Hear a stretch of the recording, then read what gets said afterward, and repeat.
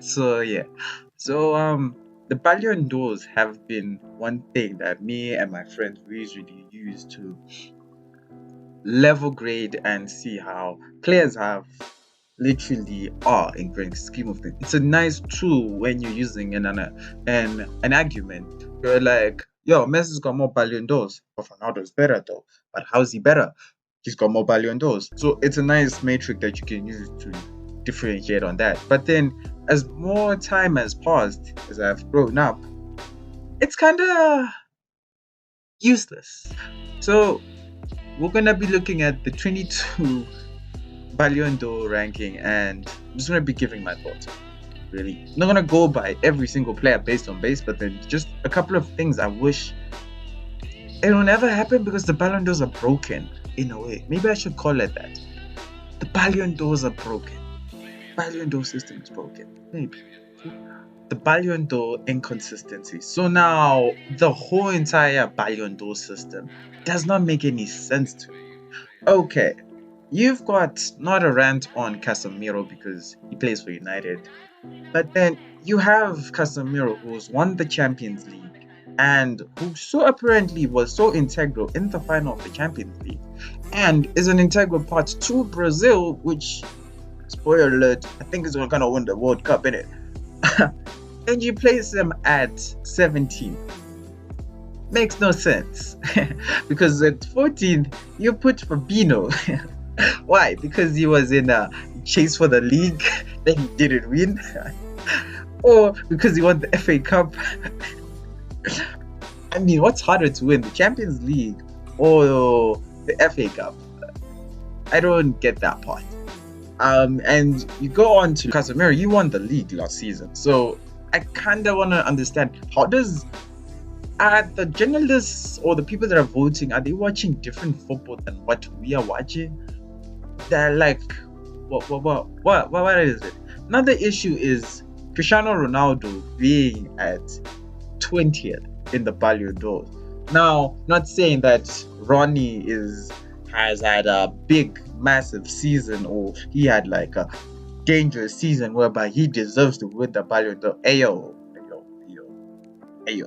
look, based on-field performances only and what Ronaldo was able to do, yes, he did not get his team into the Champions League semi-finals.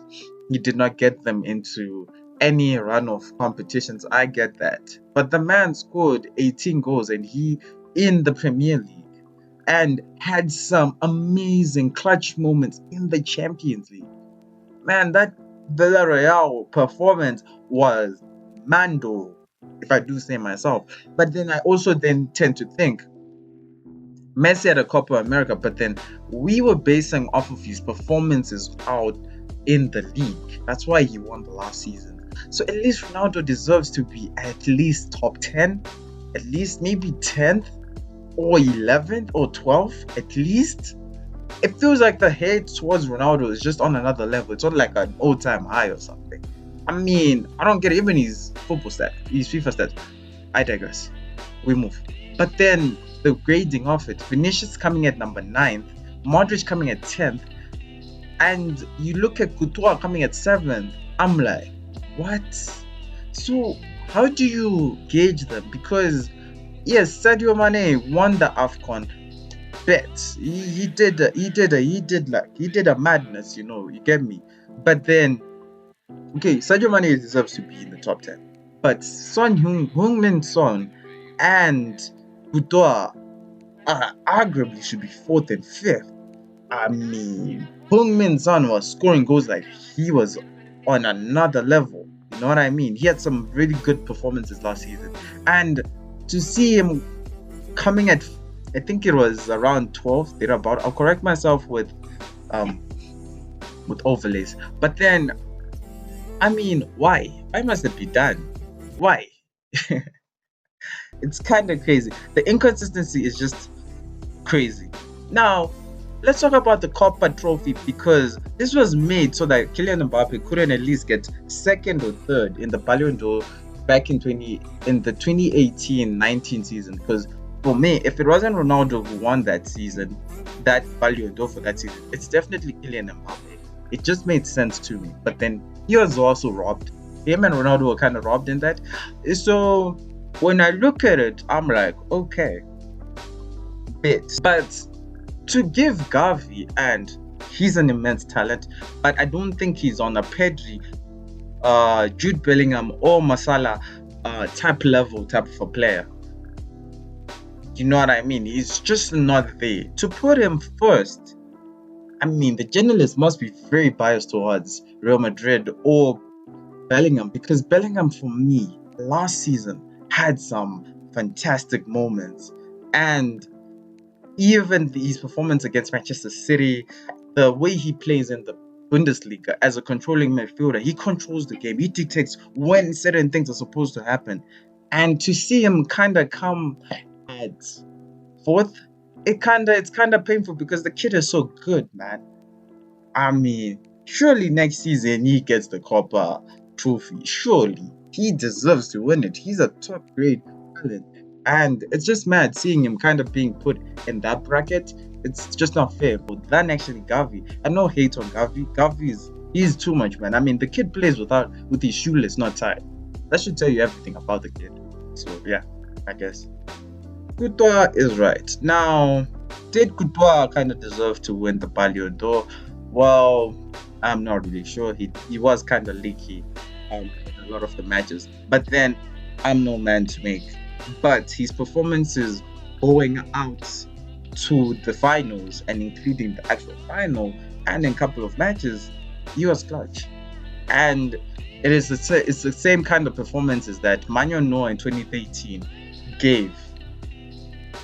That the Borussia Dortmund goalkeeper also had crazy moments also for him. And the question is, will a goalkeeper ever win the Ballon d'Or? Because it's kind of nuts that in 2016, the Ballon d'Ors for 2016, there was no mention of Odegaard, of Yano Black, and it's kind of painful because Yano Black had one of the best seasons back in that season. Like his 2015-16 season was meant.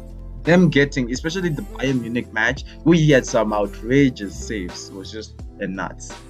So for him not to be at least considered for that, for even the 30 man, is kind of shocking, to be honest. But I digress. Moving back to what I'm trying to say is, Courtois at least deserved the top 3 in the Ballon d'Ors this season. Would probably remove Mane. I'm joking. Wouldn't remove Mane.